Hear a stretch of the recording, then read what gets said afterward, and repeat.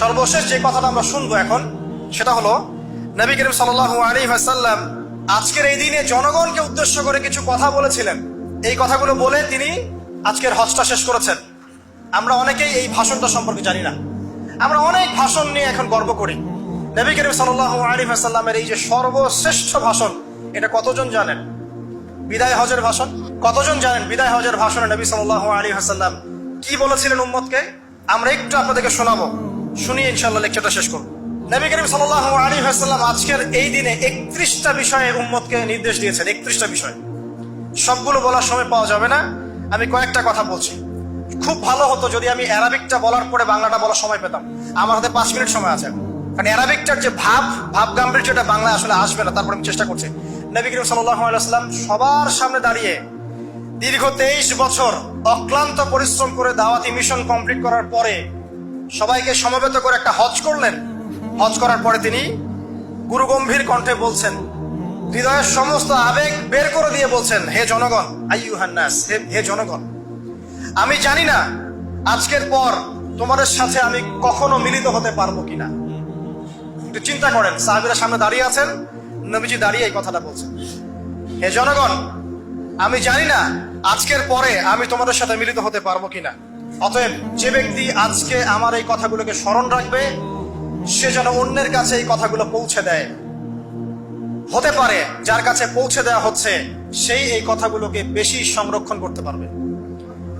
আল্লাহ পাক তার প্রতি রহম করুন যে আমার এই কথাগুলোকে অন্যের কাছে পৌঁছে দিবে। নবীজির ভাষণ। এরপর নবীজি বলছেন, জেনে রাখো নিশ্চয়ই তোমাদের পরস্পরের, মুসলিমদের পরস্পরের সম্পদ, পরস্পরের রক্ত, পরস্পরের এই যে জান মাল ইজ্জত, এগুলো একে অপরের জন্য হারাম। মুসলিমদের পরস্পরের রক্ত, পরস্পরের ইজ্জত সম্মান একে অপরের জন্য হারাম। এর হানি করা একে অপরের জন্য হারাম। ঠিক যেমন আজকের এই দিন হারাম, এই শহর হারাম, এই মাসও হারাম। নবী করিম সাল্লাল্লাহু আলাইহি ওয়াসাল্লাম বলছিলেন, জেনে রাখো 3টা বিষয়ে যেন তোমাদের অন্তর কখনো খেয়ানত না করে। 3টা বিষয়ে তোমাদের অন্তর যেন কখনো খেয়ানত না করে। 1, তোমরা যে কাজটাই করবা শুধু আল্লাহ পাকের সন্তুষ্টির জন্য করবে। তোমরা যে কাজই করবে শুধু আল্লাহর সন্তুষ্টির জন্য করবে। তোমাদের শাসক বর্গের কল্যাণ কামনা করবে। তোমাদের শাসক বর্গের কল্যাণ কামনা করবে। 3 নাম্বার, মুসলিমদের জামাতকে আঁকড়ে ধরে রাখবে। মুসলিমদের ইউনাইটেড কমিউনিটিকে আঁকড়ে ধরে থাকবে। এই 3টা বিষয় পালনের ক্ষেত্রে তোমাদের অন্তর যেন খেয়ানত না করে। এদিন সূর্য ঢলে যাওয়ার পরে নবী সাল্লাল্লাহু আলাইহি ওয়াসাল্লাম আরো বললেন, শুনে রাখো হে মানব জাতি, এটা ভালো করে শোনেন, শুনে রাখো হে মানব জাতি, নিশ্চয়ই আমি মুহাম্মদ সাল্লাল্লাহু আলাইহি ওয়াসাল্লাম জাহেলি যুগের যত কুপ্রথা আছে সমস্ত কুপ্রথাকে আমার পায়ের তলে পিষ্ট করে গেলাম। জাহেলি যুগে কি ছিল ভাই? শিরিক ছিল, সুদ ছিল, মাদক ছিল, নারীর অবমাননা ছিল, কন্যা সন্তানকে দাফন করা হতো, রক্তক্ষয়ী, হানাহানি, মারামারি, কাটাকাটি ছিল। এগুলো সবকিছুকে আমি আমার পায়ের তলে দাফন করে গেলাম। এটা কি দাফন হয়েছে? তিনি বলছেন, নিশ্চয়ই আমি জাহেলি যুগের সুদকে আমার পায়ের তলে পিষ্ট করে যাচ্ছি। সর্বপ্রথম যার সুদ আমি পিষ্ট করছি তিনি হচ্ছেন আব্বাস ইবনে আব্দুল মুত্তালিব, আমার চাচার সুদ। নিজের পরিবার থেকে দৃষ্টান্ত স্থাপন করলেন। তিনি আরো বললেন, হে উপস্থিত জনগণ, তোমরা মেয়েদের ব্যাপারে সতর্ক থাকবে এবং তোমাদের স্ত্রীদের ব্যাপারে সতর্ক থাকবে, তাদের হকের ব্যাপারে সতর্ক থাকবে, কেননা তোমরা তাদেরকে আল্লাহর কালিমার মাধ্যমে হালাল করে নিয়েছো। অতএব তাদের ব্যাপারে তোমরা সতর্ক থাকবে। তোমাদের উপর তাদের হক হচ্ছে তোমরা যা খাবে, যা পরবে, তাদেরকেও তাই খাওয়াবে, তাই পরাবে। আর তাদের উপর তোমাদের হক হচ্ছে তারা তোমাদের বিছানায় এমন কাউকে আসতে দিবে না যাদেরকে তোমরা অপছন্দ করো।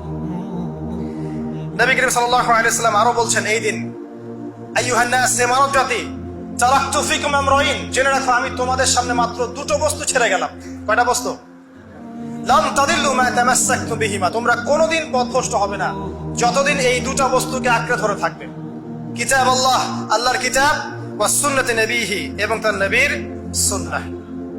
তিনি আরো বললেন, আল মুসলিম, জেনে রাখো প্রকৃত মুসলিম সে ব্যক্তি, মান সালিমাল মুসলিমুনা মিন লিসানিহি ওয়া ইয়াদিহি, যে ব্যক্তির হাত এবং জবান থেকে অন্য মুসলিম নিরাপদ থাকে সেই ব্যক্তি হচ্ছে প্রকৃত মুসলিম। আল মুহাজির, আর প্রকৃত মুহাজির সে ব্যক্তি, মান হাজারা মা নাহাল্লাহু আন, আল্লাহ পাক যা নিষেধ করেছেন সেখান থেকে যে দূরে থাকে সেই ব্যক্তি প্রকৃত মুহাজির, মানে হিজরতকারী। তিনি আরো বললেন, মনে রেখো আমি তোমাদের সবার আগে হাউজে কাউসারে চলে যাব, সুবহানাল্লাহ, এবং সেখানে আমি তোমাদের জন্য অপেক্ষা করতে থাকবো। অতএব শোনেন, অতএব তোমরা আমার চেহারাকে কালিমালিপ্ত করো না, মানে আমার চেহারায় কালিমালিপ্ত করো না, আমার নাম নষ্ট করে দিও না। আমি তোমাদের সংখ্যাধিক্য দেখে আল্লাহর কাছে গর্ব করব, আমাকে তোমরা অপমানিত করো না। আজকে কি আমরা তার দায়িত্ব পালন করে উম্মাহ হতে পেরেছি? নবীজি বলেছেন, তা আমার চেহারাকে কালিমালিপ্ত করো না, সুবহানাল্লাহ।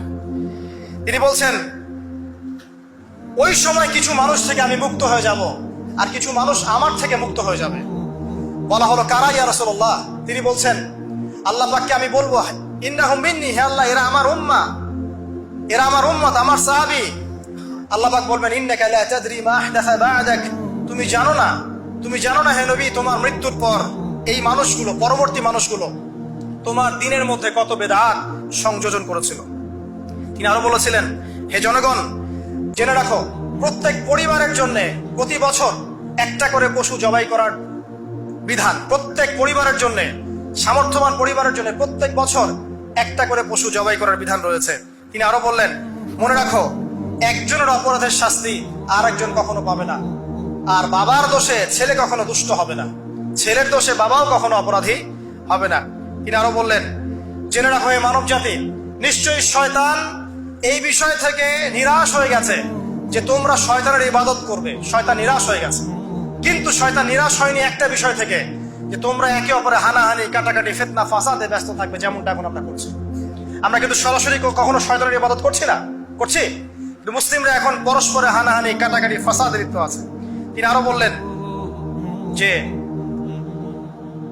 একজন মুসলিমের জন্য হালাল নয় অন্য মুসলিমের সম্পদ আত্মসাৎ করা, যতক্ষণ না সে স্বেচ্ছায় খুশি মনে তোমাকে সম্পদ প্রদান করে।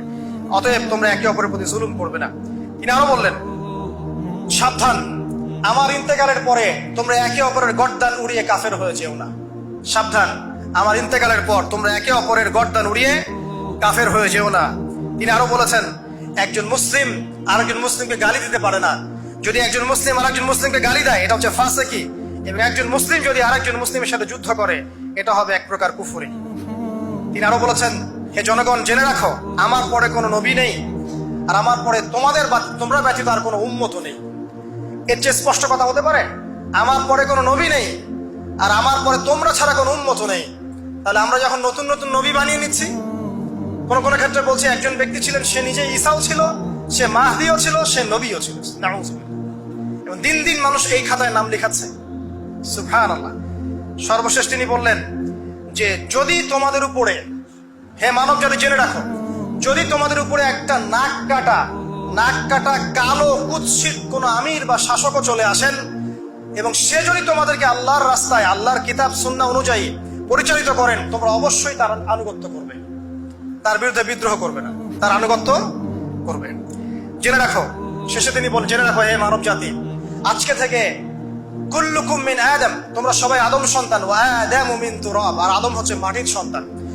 আরবের উপর অনারবের, অনারবের উপর আরবের, সাদার উপর কালোর, কালোর উপর সাদার, লালের উপর কালোর, অথবা কালোর উপর লালের কোন রকম প্রাধান্য নাই, ইল্লা তাকওয়া, শুধু তাকওয়া ব্যতীত। যে ব্যক্তি বেশি মুত্তাকি, সে আল্লাহর কাছে বেশি মর্যাদার অধিকারী হবে ইনশাআল্লাহ তাআলা। সর্বশেষ তিনি আঙ্গুলটা উঁচু করলেন, নিজের শাহাদাত আঙ্গুলি উঁচু করে আকাশের দিকে তাকালেন, এরপর জনগণের দিকে তাকালেন, তাকিয়ে বললেন যে তোমাদের ব্যাপারে, হে জনগণ, তোমাদের ব্যাপারে আমাকে আল্লাহ জিজ্ঞাসা করবেন, ফামা আনতুম কাইলুন, তোমরা ওই সময় কি বলবে আমার সম্পর্কে?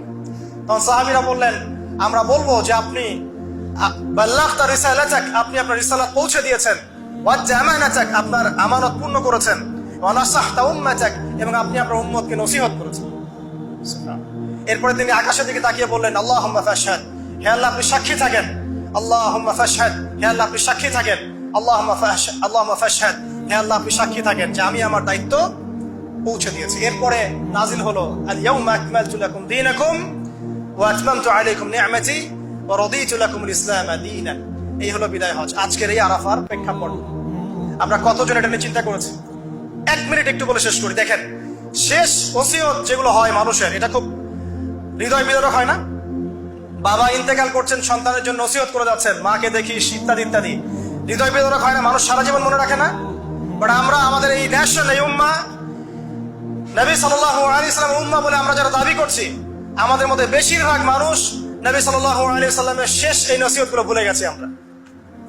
নসিহতগুলোর মধ্যে সবচেয়ে ইম্পর্টেন্ট ছিল শিরক থেকে দূরে থাকা, সুদ থেকে দূরে থাকা, মুসলিম মুসলিম ভেদাভেদ না করা, শাসকের কল্যাণ কামনা করা, বিদ্রোহ না করে শাসককে উত্তম নসিহত করা।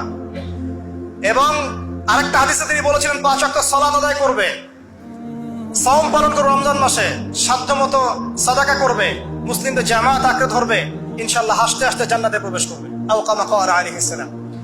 জাহেলি যুগের সমস্ত প্রথা ছেড়ে দেওয়া ছিল আজকের দিনের মূল মর্ম আমরা ছাড়তে পারছি না।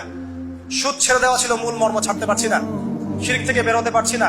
বেদাতীদের ব্যাপারে ধমক দেওয়া হয়েছে, বেদাত ছাড়তে পারছি না। খেয়াল করে দেখেন, মুসলিম মুসলিম হানাহানি কাটাকাটি এখনো ছাড়তে পারছি না। ইভেন ধর্মতাত্ত্বিক ভাবেও আমরা বহু দল এবং উপদলে বিভক্ত হয়ে গেছে, কারোর সাথে কারো ঐক্য নাই। সব মিলিয়ে নবী সাল্লাল্লাহু আলাইহি ওয়াসাল্লামের শেষ ওসিয়ত গুলো, কিতাব এবং সুন্নাহ আঁকড়ে ধরা, এটা আমরা সবাই আঁকড়ে ধরতে পারছি না।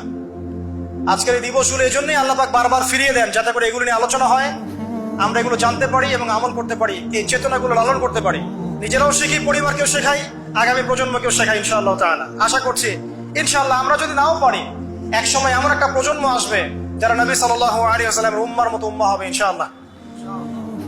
অতএব প্রিয় দিনী ভাইয়েরা, আসুন আজকের দিন জুমার দিন, আমরা এই দিনে ইবাদতগুলো বাড়িয়ে দেই, আরাফা, সাওম এবং দোয়া, জিকির আজকারগুলো বাড়িয়ে দেই, একই সাথে আসন্ন কুরবানির প্রস্তুতি গ্রহণ করি। এবং আজকের দিনে, আরাফার এই দিনে হাজিদের সাথে আমরাও শরীক হয়ে আল্লাহর কাছে বলি যে আল্লাহু আকবার, আল্লাহু আকবার, লা ইলাহা ইল্লাল্লাহ, আল্লাহু আকবার, আল্লাহু আকবার, ওয়ালিল্লাহিল হামদ। এবং নবী করিম সাল্লাল্লাহু আলাইহি ওয়াসাল্লাম রেখে যাওয়া এই যে শেষ বাক্যগুলো, এগুলো সবার কাছে পৌঁছে দেই। যে ব্যক্তি পৌঁছাবে তার উপর আল্লাহ পাক রহম করবে ইনশাআল্লাহ। এবং নিজেরা আমল করার চেষ্টা করি। আল্লাহ পাক আমাদের সবাইকে নবী করিম সাল্লাল্লাহু আলাইহি ওয়াসাল্লামের আদর্শ উম্মাহ হওয়ার তৌফিক এনায়েত করুন, আমিন। আমাদের ব্যক্তি, পরিবার, সমাজ, রাষ্ট্র, শাসক সবাইকে আল্লাহ পাক হেদায়েত দান করুন, আমিন। এবং আমাদের মধ্যে আপোষে যত ইখতিলাফ, ভুল বোঝাবুঝি আছে, এগুলোকে আল্লাহ পাক নিরসন করে দিন, আল্লাহুম্মা আমিন। আকুলু কওলি হাযা আস্তাগফিরুল্লাহ লি ওয়া লাকুম ওয়া লিসাইরিল মুসলিমিন। বারাকাল্লাহু লানা ওয়া লাকুম বিলায়াতিল হাকীম। ইন্নাহু তাআলা জাওয়াদুন কারীমুন বাররাউফুর রহিম। আসসালামু আলাইকুম ওয়া রাহমাতুল্লাহি ওয়া বারাকাতুহু।